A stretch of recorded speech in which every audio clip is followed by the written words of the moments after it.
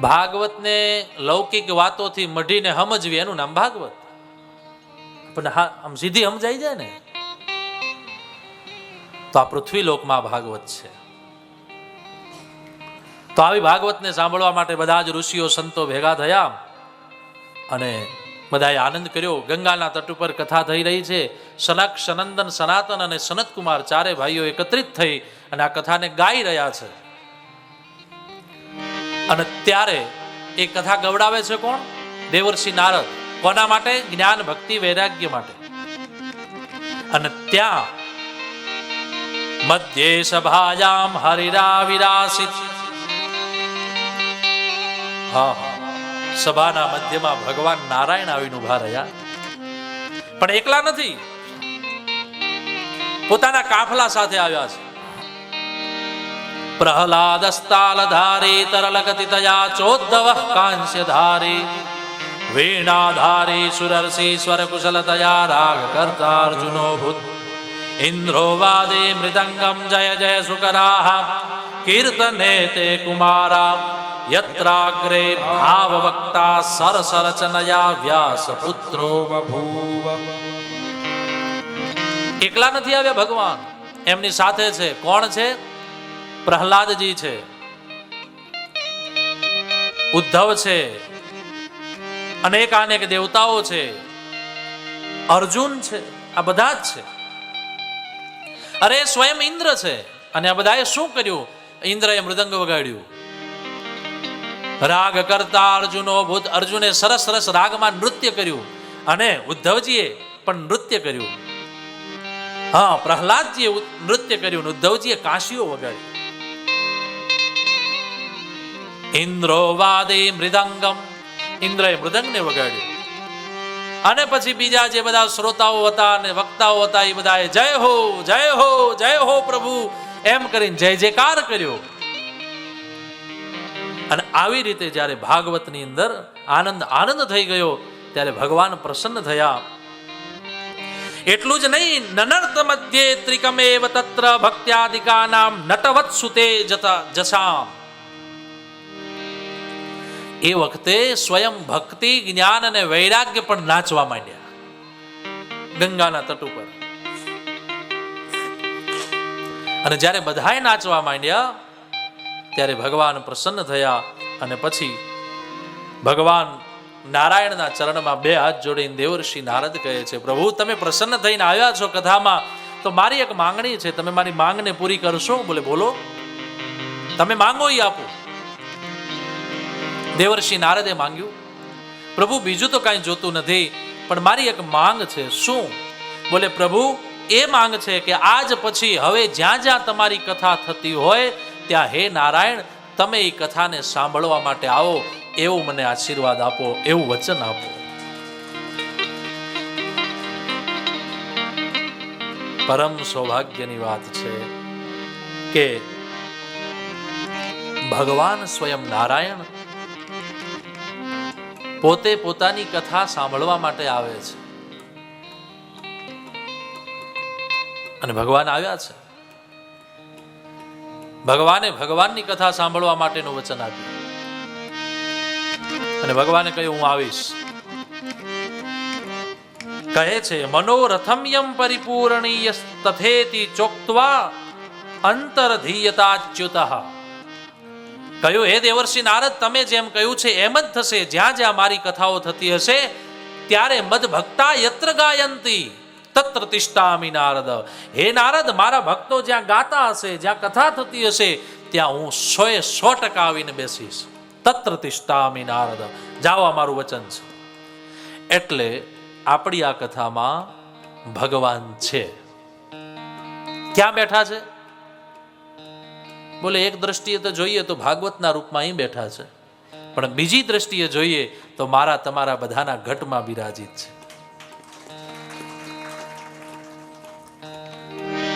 હર ઘટ મેરો સાયા ખાલી ઘટ નહીં કોઈ, બલિહારી વા ઘટ કી જા ઘટ પર ઘટ હોઈ. બલિહારી વા ઘટ કી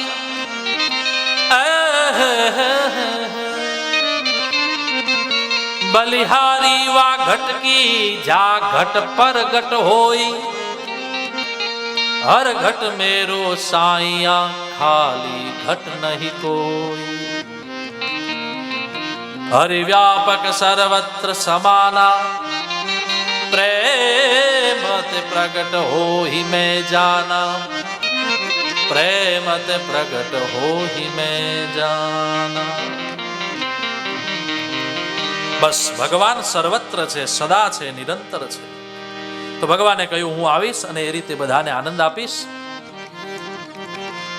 કહે છે કલો ભાગવતી વાર્તા ભવરોગ વિનાશની, ભવ ભવના રોગોને વિનાશ કરનારી આ ભાગવતી કથા કળિયુગમાં એક સુમધુર ફળ આપનારી છે. અને સુમધુરા ફળને આપણે બધા ગ્રાહ્ય કરી રહ્યા છીએ. કૃષ્ણ પ્રિયમ સકલ કલ્મસનાસનંચ, મુક્તે કહે તુમિહ ભક્તિ વિલાસકારી. સંત કથાનકમિદં પિબતાદરેણ, લોકે હિ તીર્થ પરિશીલન સેવયા કિમ, લોકે હિ તીર્થ પરિશીલન સેવયા કિમ. રસ પ્રવાહ સંસ્થેન શ્રી શુકેન નેરિતા કથા, કંઠે સંબધ્યતે યેન સવૈકુંઠ પ્રભુર ભવે. કહે છે આ કથાને જે કંઠસ્થ કરીને ગાશે, સાંભળશે, એના જીવનને ભગવાન ધન્યતાની ઓર લઈ જશે. એવી અદ્ભુત આ કથા સુખદેવજી મહારાજજીએ પરીક્ષિતને સંભળાવી હતી. સૌનકાદી ઋષિઓએ સુતજીના મુખથી સાંભળી. સનક સનંદન સનાતન સનત કુમારોએ દેવર્ષિ નારદ દ્વારા ભક્તિને અને ઋષિઓને સંભળાવી. આવું આ પદ્મ પુરાણાંતર્ગત 6 અધ્યાયમાં ભાગવતજીના મહાત્મ્યની કથા બતાવી છે, જે કથાને મેં તમારી આગળ ગાઈ. આવો હવે ભાગવતના આપણે પ્રથમ સ્કંદમાં પ્રવેશ કરીએ. ઓમ શ્રી પરમાત્મને નમઃ.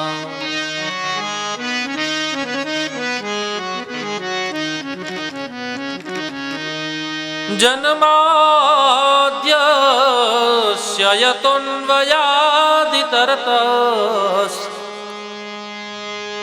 ચાર્થે સ્વભીયઃ સ્વરાટ, તેને બ્રહ્મ હરિદાયયાદિ કવયે મુહ્યન્તિ યત સૂરયા, તેજો રિમૃદામ યથા વિનિમયો, યત્ર ત્રિસર્ગો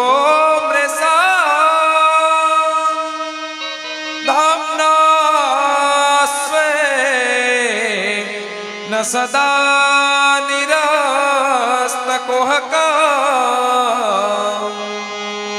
સત્યં પરમ ધીમહિ, સત્યં પરમ ધીમહિ.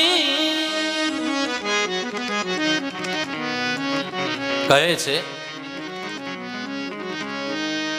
આના ઉપર વિસ્તૃત ચર્ચા તો આપણે આવતીકાલે કરશું જ, પણ એટલું જરૂર સમજીએ કે સત્યમ પરમ ધીમહિથી ભાગવતજીની યાત્રાનો પ્રારંભ છે અને સત્યમ પરમ ધીમહિથી ભાગવતજીની કથાનો વિરામ છે. જન્માદ્યસ્ય યતઃ, જન્મ, જીવન અને મૃત્યુ જે ભગવાનથી થાય છે એ ભગવાનને જાણવાની અમે ઈચ્છા કરીએ છીએ. બ્રહ્મસૂત્રનું આ સૂત્ર છે, કારણ કે ભાગવત તો શાસ્ત્રો અને વેદોનો સાર છે ને. એટલે વેદવ્યાસજીએ ભાગવતનો પ્રારંભ જકારથી કર્યો છે. જ માને દગ્ધાક્ષર. આમ તો કોઈ પણ કવિ હોય એ કોઈ દિવસ જ શબ્દથી પોતાના કાવ્યની રચના ન કરે, કારણ કે જકાર છે એ દગ્ધાક્ષર છે, અંદરથી બાળે.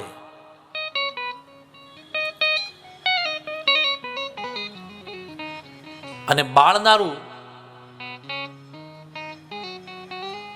જે વૃત્તિ પ્રવૃત્તિ, પણ જો જલન છે ને બે પ્રકારનું. એક જલન એવા પ્રકારનું કે જેમાં આપણને દુઃખ હોય, સંસારની વૃત્તિઓથી દુઃખ હોય, અને એક જલન એવા પ્રકારનું હોય કે જ્યારે અંદરથી એ પ્રકારનું જલન થાય ત્યારે માણસ સંસારની પ્રવૃત્તિઓને ત્યાગી અને ભગવાન તરફ દોટ મૂકે. એટલે વેદવ્યાસજીને પણ એવું જ થયું ને. 17 પુરાણોની રચના કરી, આગળ કથા આવશે આવતીકાલે. તો એમને સંતોષ ન થયો અને પછી અંદરથી બળતા હતા. ત્યારે જે 18મું પુરાણ રચ્યું એટલે ભાગવત. એટલે જકારથી પ્રારંભ કર્યો છે. આવી જ રીતે ભાગવતના મધ્યમાં પણ ગોપીઓએ જ્યારે ભગવાન શ્રી કૃષ્ણના વિરહ માટે અંદરથી બળ્યા ત્યારે દસમ સ્કંદના મધ્ય ભાગમાં એ ગોપીઓએ પણ જકારથી પ્રારંભ કર્યો. જયતિ તેધિકમ જન્મનાવ્રજ. ત્યાં પણ જ શબ્દ છે, અક્ષર છે. અને છેલ્લે ભાગવતના ઉપસંહારમાં જે વેદસ્તુતિ છે એમાં પણ જય જય જય કરી અને વેદસ્તુતિને ગાઈ છે. તો આદિમાં, મધ્યમાં અને અંતમાં ત્રણેય સ્થાન ઉપર જકારનો. અને આ ત્રણેય ગોપીઓ હોય, વેદવ્યાસજી હોય કે પછી છેલ્લે વેદસ્તુતિમાં વેદ હોય, પણ બધાએ તે ભગવાન માટેની જે તાલાવેલી બતાવી છે, અંદરનું ભીતરથી એક જલનતા, એક આગ ભગવાનને પ્રાપ્ત કરવાની. તો આવી રીતે જકારથી પ્રારંભ કર્યો છે.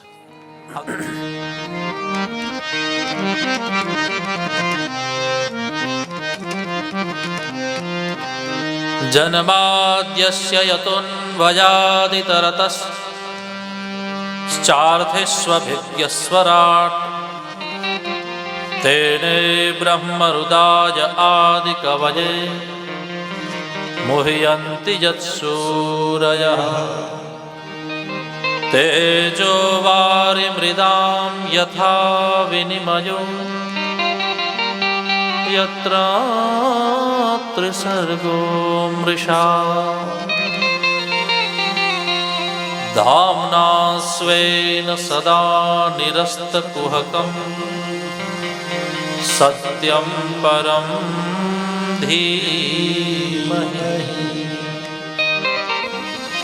તો સત્યમ પરમ ધીમહિથી આ કથાનો આપણે પ્રારંભ કરી રહ્યા છીએ અને સત્યમ પરમ ધીમહિથી ભાગવતનો વિરામ છે. તો ગત દિવસ આપણે થોડી ચર્ચા કરી હતી કે જન્માદ્યસ્ય યતઃ, જન્મ શબ્દથી આ કથાનો પ્રારંભ છે. તો એક તો અર્થ યહ થાય કે આખા આ સંસારનો જન્મ થયો છે. કોનાથી થયો છે? એવા કોઈ પરમ ઈશ્વર તત્વથી, જેને આપણે પરમાત્મા કહીએ છીએ, ઈશ્વર કહીએ છીએ, ભગવાન કહીએ છીએ. જે ભગવાન છે, થોડો ઈકો ઓછો કરો, ઈકો થોડો ઓછો કરો, અને થોડો સારપા. જે ભગવાન છે,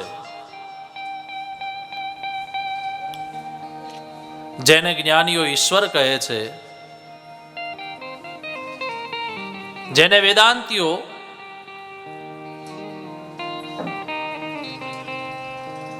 પરમાત્મા કહે છે, જેને ભક્તો ભગવાન કહે છે, એ પરમાત્મા. મીરાને પૂછો તો એ ભગવાન કહેશે,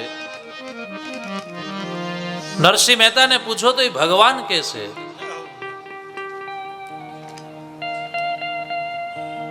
તુકારામને પૂછો તો એ ભગવાન કહેશે. તેવા ભગવાનની ગુણગાથા. તો જન્મ શબ્દ છે, જન્મ માને બધાની ઉત્પત્તિ જેનાથી થઈ છે. આ જગતમાં કઈ એવી વસ્તુ છે કે જે भगवान वगैरह उत्पन्न थई। प्यारे इस जगत को प्रकट करने वाला परमात्मा ही है, बिना उसके कुछ है ही नहीं कुछ। जिधर देखता हूं उधर तू ही तू है, જ્યાં નજર મારી ફરે ત્યાં ભગવાનના દર્શન થાય, એવી આ કથા।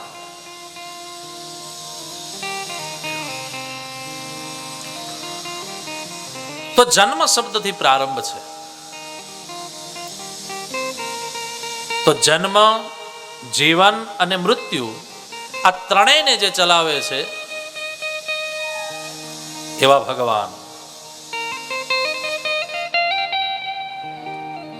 જેના દ્વારા સૃષ્ટિ છે, જેના દ્વારા પૃથ્વી છે, જેના દ્વારા જળ છે, જેના દ્વારા આકાશ છે, જેના દ્વારા તેજ છે, ક્ષિતિજલ પાવક ગગન સમીરા, આ પાંચે પાંચ તત્વ જેના દ્વારા છે એ ભગવાન।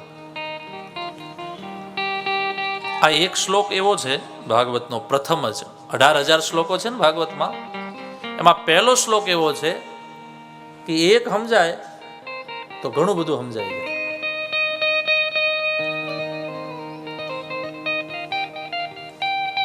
જેના દ્વારા પાણી છે, જેના દ્વારા આકાશ છે, જેના દ્વારા પવન વાય છે, અરે જેના દ્વારા આપણે શ્વાસ લઈ લઈને આનંદ કરીએ છીએ, बिना श्वास के हमारा जीवन होता ही नहीं।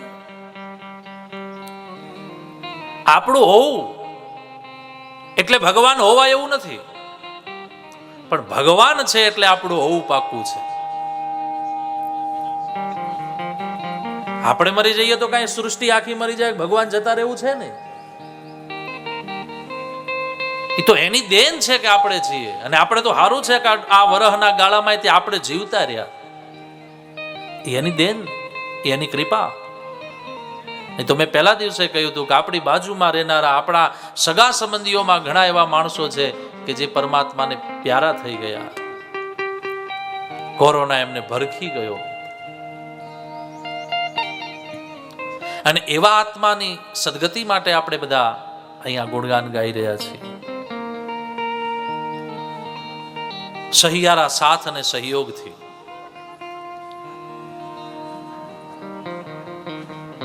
તો આપણું હોવું એટલે ભગવાન હોવા એવું નક્કી નથી, પણ ભગવાન છે ત્યારે આપણે છીએ એવું પાક્કું છે। તો સૃષ્ટિનું હોવું, આ જગતનું હોવું એટલે જગદીશ હોવું એવું પાક્કું નથી, પણ જગદીશ છે ત્યારે આ જગત છે એ નક્કી છે। આવું કોણ કહે છે? વેદવ્યાસજી કહે છે, સુખદેવજી કહે છે, કોણ કહે છે? તો કે ભાઈ દેવર્ષિ નારદ। નહીં, નારદજી કે હું નથી કહેતો, તો કોણ કહે છે? તો તમે બધા મને પૂછો કે આચાર્ય શ્રી તમે કહો છો, હું કહું છું, હું નથી કહેતો, તો કોણ? તો ભાગવત કહે છે, તેને બ્રહ્મ હૃદય આદિ કવજે। દેવર્ષિ કે ઉભારું નારદજી કે હું મારા બાપને પૂછું, બ્રહ્માજીને પૂછું, એ કદાચ કહેતા હોય તો આપણે એને પૂછીએ, એટલે બ્રહ્માજીને પૂછું તમે કયો છો? તો બ્રહ્માજી કે નહીં, હું નથી કહેતો, તો મને જેણે કહ્યું છે એની વાત હું કરું છું। કોણ? આદિ કવિ બ્રહ્માજી સ્વયં એમ કહે છે કે હું પણ નથી કહેતો, આ તો ભગવાન સ્વયં કહે છે। એટલા માટે ભાગવત છે ભગવાનના મુખમાંથી નીકળેલો સ્વયં ગ્રંથ છે। તેને વાંગમયી મૂર્તિમ પ્રત્યક્ષ કૃષ્ણ એવ હિ, પ્રત્યક્ષ ભગવાન છે એટલે ભગવાને કહ્યું છે, ભગવાન કહે છે।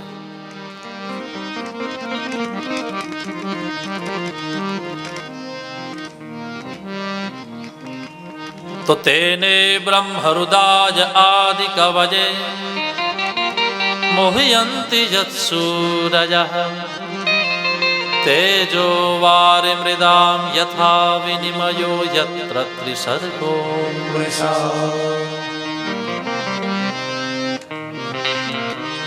જેના દ્વારા તેજ જેના દ્વારા વારી માને જળ, જેના દ્વારા પૃથ્વી, આ સમગ્ર સંસારને બનાવનારો એ પરમાત્મા છે.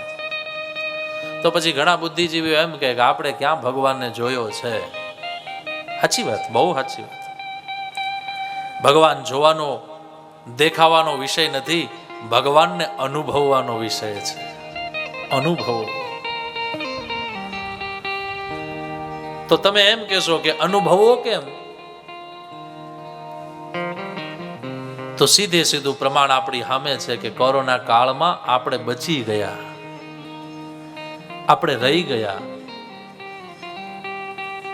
हमारा होना ही हमारा प्रमाण है कि हम किसी के आधारभूत हैं, हमको कोई जिला रहा है. એટલે કોઈ પ્રમાણની જરૂર નહીં.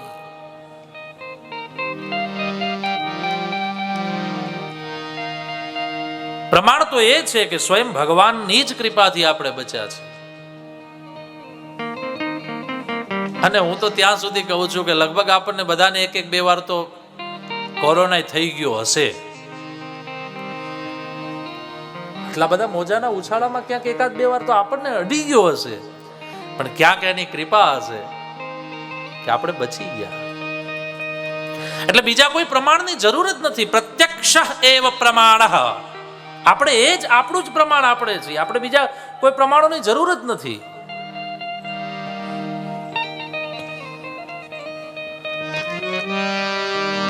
તો ભગવાન દ્વારા બધું ચાલે છે. તો એવું બ્રહ્મસૂત્રનું આ સૂત્ર છે કે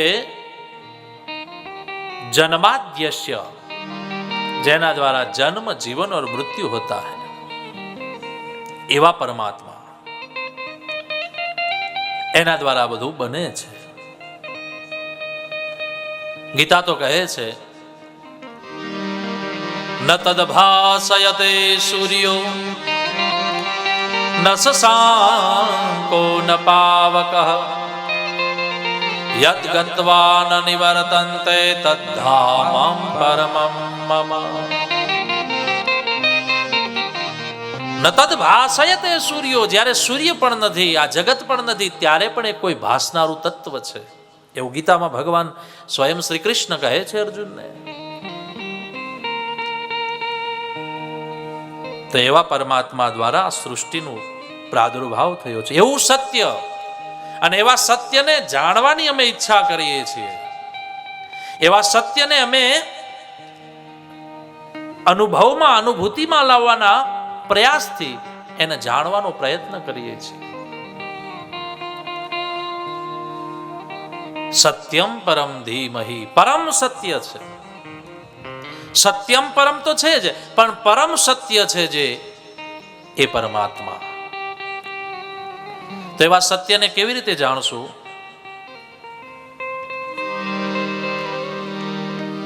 તો એવા સત્યને જાણવા માટે અથાતો બ્રહ્મ જિજ્ઞાસા, હવે અમે એવા સત્યને જાણવા માટે જિજ્ઞાસા કરીએ છીએ. કેવી જિજ્ઞાસા? બોલે એ બ્રહ્મને જાણવો છે. કોઈ એમ કહે કે ભાઈ તમે ડીસામાં રહ્યો છો? બોલે હા. તમે 3 હનુમાનના દર્શન કર્યા? ના. ઈ ક્યાં આવ્યું? બોલે 3 હનુમાનના. બોલે અમે ડીસામાં હમણાં રહેવા આવ્યા ને એટલે અમને ખબર નથી કે ક્યાં આવ્યું છે. એટલે તમે કયો જરા ક્યાં આવ્યું છે? તો કઈ ડીસામાં જ છે. પછી આપણે એનું વર્ણન કરીએ કે મંદિર આવું છે, એ જગ્યા આવી છે, ત્યાં પ્રગટ હનુમાનજી મહારાજ છે. અને તમને હાવ સાચી વાત કરું, આ સ્થાન છે ને, આ કોઈનું બનાવેલું કે બંધાવેલું નથી વાલા. મને એવું લાગે છે કે આ સ્થાન જ્યારે આ ડીસા નહીં સ્થપાણું હોય ને ત્યારે આ હનુમાન દાદા અહીં હશે.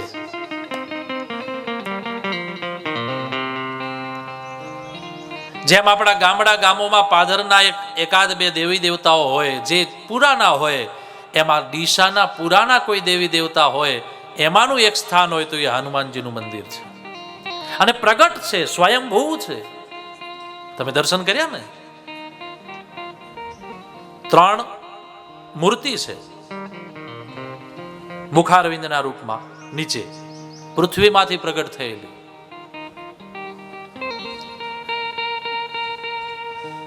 એટલે તો આપણે ડીસાવાસીઓ અને ડીસામાં રહેનારા જે માણસો જે પહેલી વાર રહેવા આવે અથવા તો પછી અહીં રહેવા માટે રહે, એ રેગ્યુલર આખું ડીસા તે અને ડીસાની આજુબાજુની પ્રાંતની પબ્લિક બધા જ અહીંયા વડા કરવા આવે છે. શું કામ? થોડો હજુ ઈકો છો. શું કામ? તો એનો અર્થ એવો જ થાય કે આ ભૂમિના આ ભગવાન છે. નહીં તો તમે બીજા મંદિરોએ જાઓ તો ખાલી દર્શન કરો, કદાચ બહુ બહુ તો તમે પ્રસાદ કરો, પણ ત્યાં આવી કોઈ માન્યતા નહીં હોય જે આદિ માન્યતા હોય, પણ અહીંયા છે. તો એનો અર્થ એવો થાય કે આ સ્થાનમાં હનુમાનજી પ્રગટ ચૈતન્ય રૂપે હજારો વર્ષોથી છે અને માટે જ બધી જ પ્રજાજનો, બધા જ આ ક્ષેત્રના માણસો અહીંયા વડા કરવા આવે છે.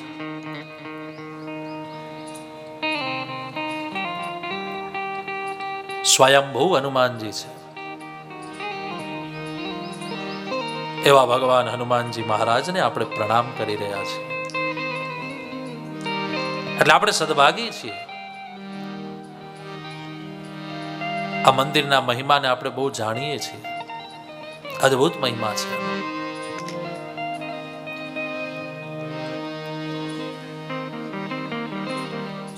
તો જેના દ્વારા બધું ચાલે છે એ ભગવાન સત્યમ પરમ ધીમહિ. તો એવા ભગવાનના મારે જાણવા છે.